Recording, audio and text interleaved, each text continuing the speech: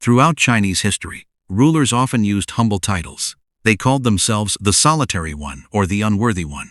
Some even used the title the Barren One. These were the most self-deprecating terms imaginable. Why would rulers of the highest standing choose such names? What deeper wisdom lies behind this practice? Chapter 39 of the Tao Te Ching offers an explanation. It says that lords and kings attain the One. By doing so, they become the standard for all under heaven. What is the special significance of this One? The Chinese language is remarkably flexible. Does one represent the whole or just a part? The whole is a unity, yet a part is still one.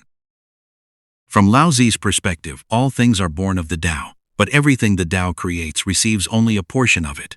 We may say that one represents the Tao. However, we cannot say that one is the Tao. We must look carefully at what Chapter 39 actually says. It speaks of that which has attained the One from ancient times. From ancient times means since the very beginning. Attaining the One means attaining the Tao. No one can attain the Tao in its entirety. The Tao is simply too vast to be fully grasped. What one can attain is a portion of it. Even that portion is still the Tao, because the Tao is indivisible. One is a number, and all numbers begin from one. The Tao is the source of all things. Therefore, using one as a metaphor for the Tao is fitting. Since ancient times, those who attained the Tao expressed it in their own way. The text offers 6 specific examples. Heaven attained the One and became clear.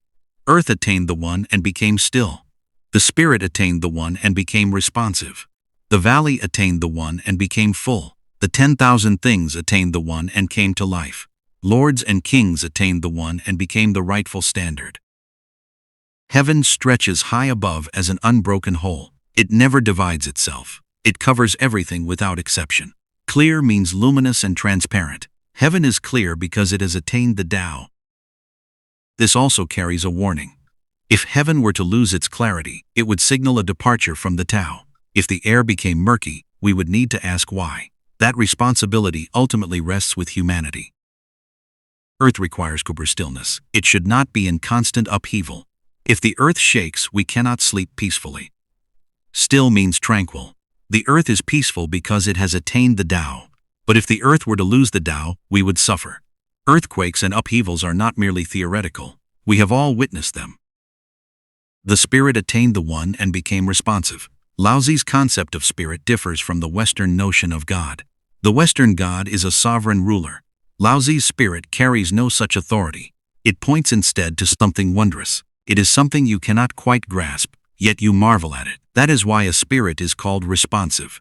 It is perceptive and all-knowing. It is unrestricted by time or space. When someone has extraordinary abilities, we say they are like a spirit. In this context, spirit is not a deity that governs us. It is a quality of boundless awareness. The spirit is responsive because it has attained the Tao. When it loses the Tao, it loses its responsiveness.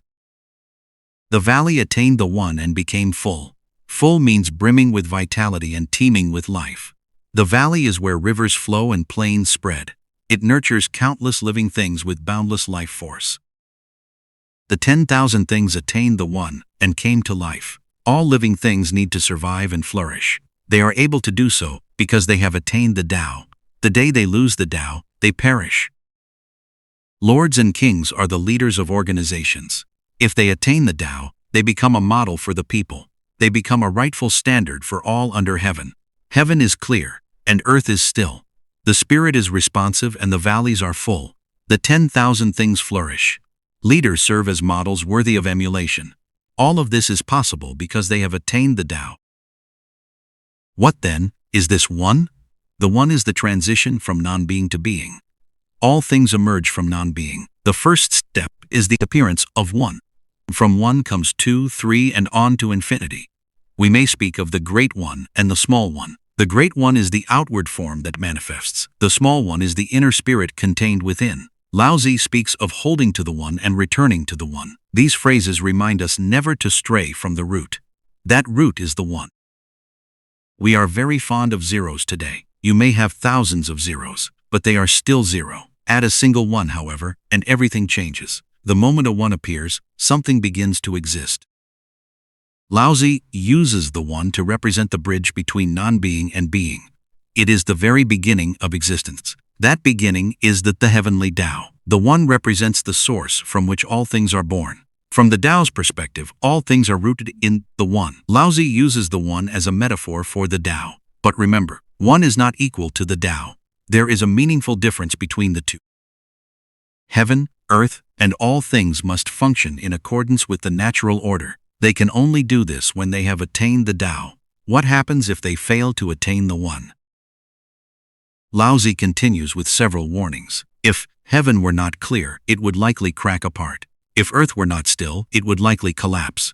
If the spirit were not responsive, it would likely fade away. If the valley were not full, it would likely run dry. If the 10,000 things could not come to life, they would likely perish. If lords and kings could not serve as the standard, they would be overthrown.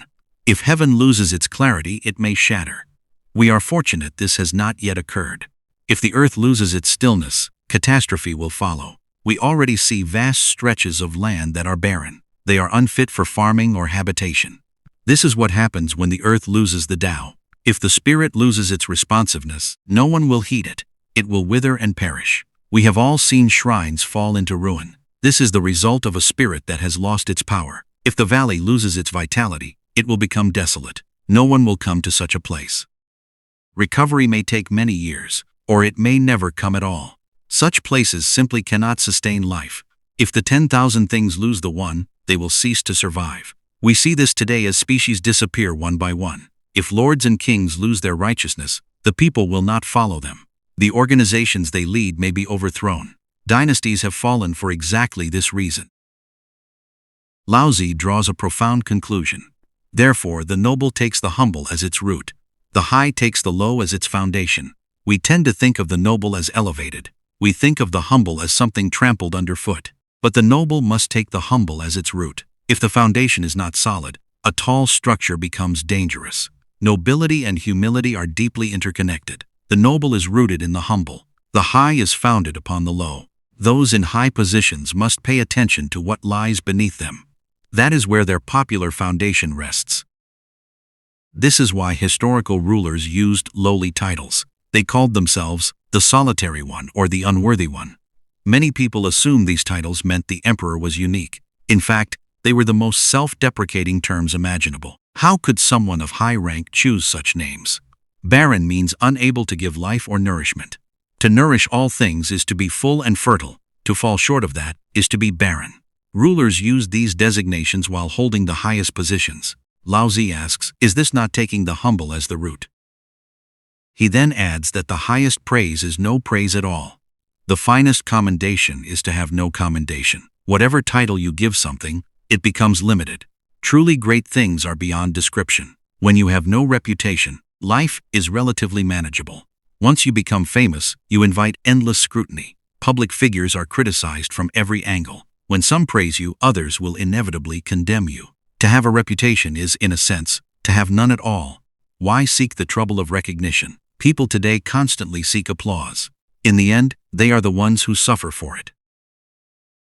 Laozi offers one final conclusion. Do not desire to glitter like jade. Do not desire to stand firm like stone. It is best not to make yourself appear precious and beautiful. Do not try to be so hard and unyielding that everyone wants to preserve you.